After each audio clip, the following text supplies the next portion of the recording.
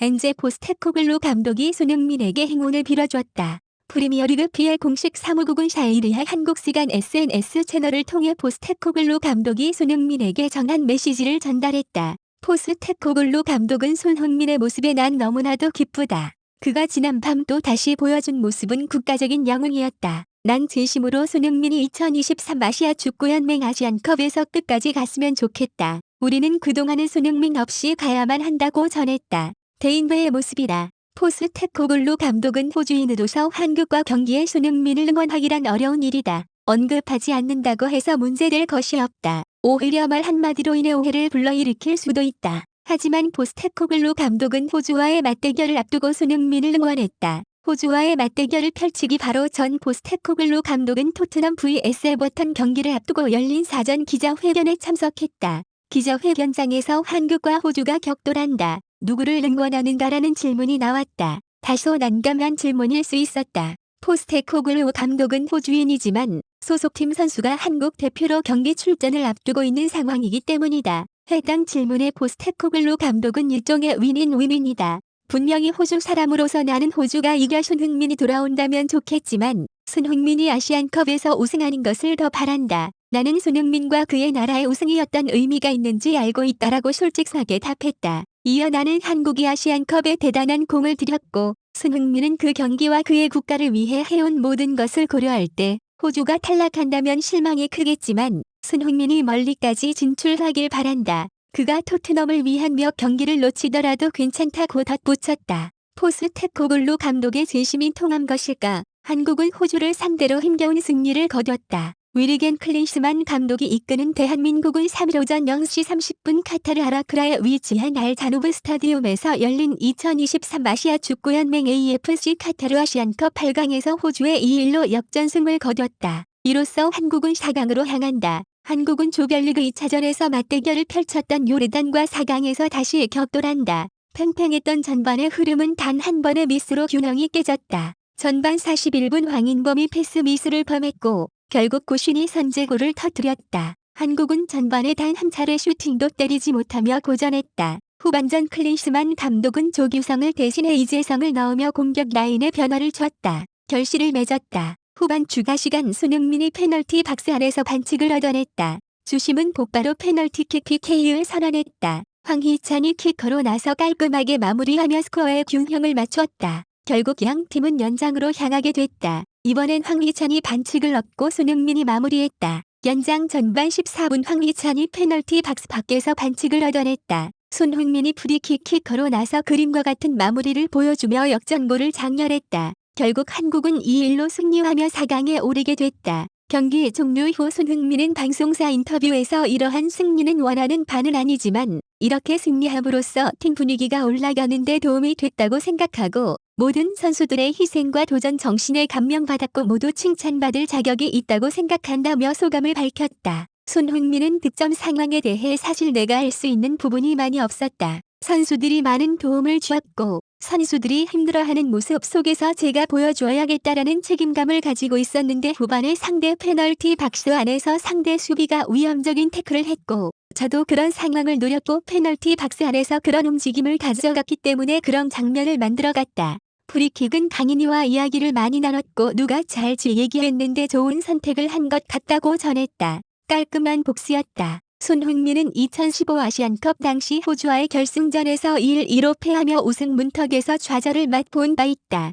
당시 호주가 먼저 리드를 잡았지만 손흥민이 후반 추가 시간 극적인 동점골을 터뜨리며 1-1의 상황을 만들었다. 하지만 연장에서 무릎을 꿇었다. 연장전에서 제임스 트로이시에게 실점해 1-2로 패했다. 공교롭게도 당시 호주를 지휘했던 감독이 포스테코글루 감독이다. 경기 종료 후 포스테코글루 감독은 손흥민에게 위로를 건네는 장면이 추후 다시 화제를 모으기도 했다. 경기 종료 후 공식 워머맨 오브 더 매치에 선정된 손흥민은 너무 어려운 경기였고 경기 퍼포먼스성 만족하지 않지만 결과 가져온 게 중요했다. 양팀 모두 공수적으로 좋은 경기를 했다.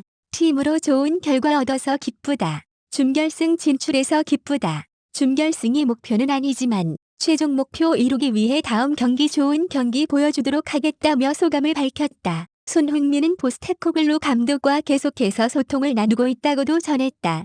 그는 포스테코글루 감독님과 계속 문자 주고받는다. 경기 전에는 서로 토트넘 경기할 때 행운을 빈다고 하고 감독님도 매경기 문자 보내주셔서 그런 부분에서 굿럭 메시지 주고받고 있다고 밝혔다. 손흥민은 9년 전 호주에 패한 것에 대해 복수라 생각하지 않았다. 그는 복수라기보다는 축구의 일부라고 생각하고 2015년 때 마음이 너무 아팠고 좋은 기회 놓쳐서 누구보다 마음 아팠던 것 같다. 그런 와중에 그런 경기 경험으로 축구 선수, 사람으로 성장하는 계기가 되기에 오늘 경기 꼭 그것 때문에 이기고 싶었다기보다 저의 목표, 팀이 생각하는 골이 있기 때문에 이런 걸 생각하고 경기에 임했던 것 같다고 설명했다. 한편 호주전 출전으로 손흥민은 새로운 역사를 쓰게 됐다. 손흥민은 지난 사우디전 한국 선수로 아시안컵 16경기 출전 기록을 세우며 영표와 어깨를 나란히 하게 됐다. 이날 출전으로 손흥민은 아시안컵 17경기 출전 기록을 세우며 단독 1위로 올라서게 됐다. 경사가 터지기도 했다.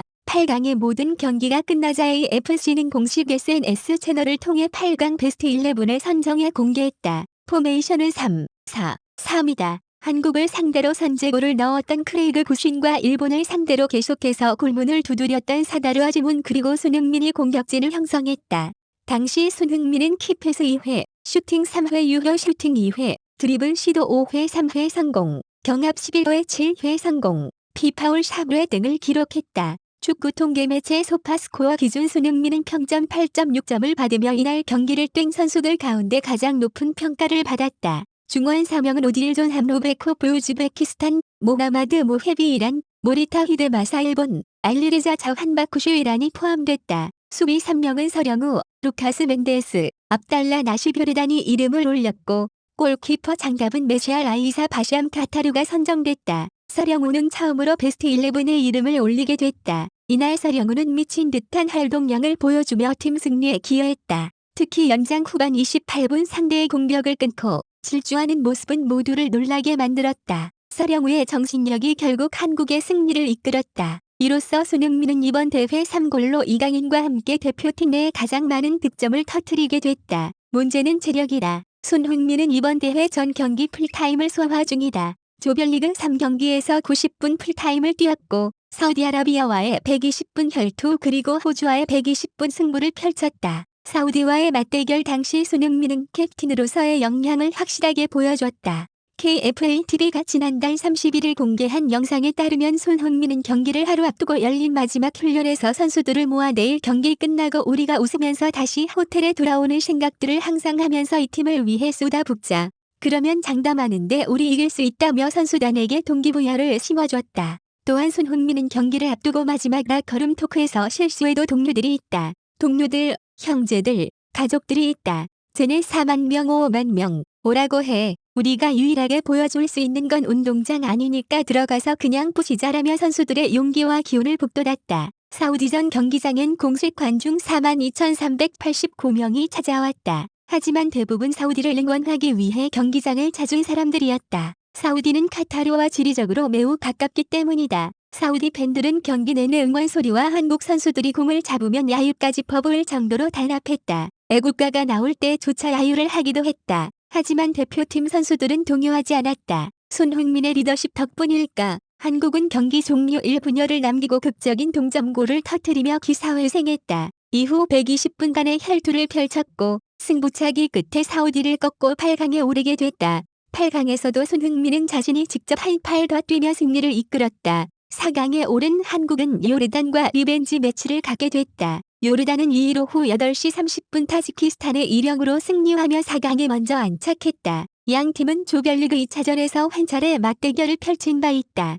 당시 한국은 손흥민의 PK 선제골로 앞서 나갔지만 박용우의 자책골과 알라이마트가 역전골을 넣었다. 한국은 후반 추가 시간 황인범의 슈팅이 상대 수비에 맞고 골문 안으로 들어가 2-2로 극적으로 비긴 바 있다. 일주일 만에 양 팀이 다시 만난다. 한국과 요르단은 오는 7일 오전 0시 결승행을 걸고 단판 승부를 펼칠 예정이다. 회복이 관건이다.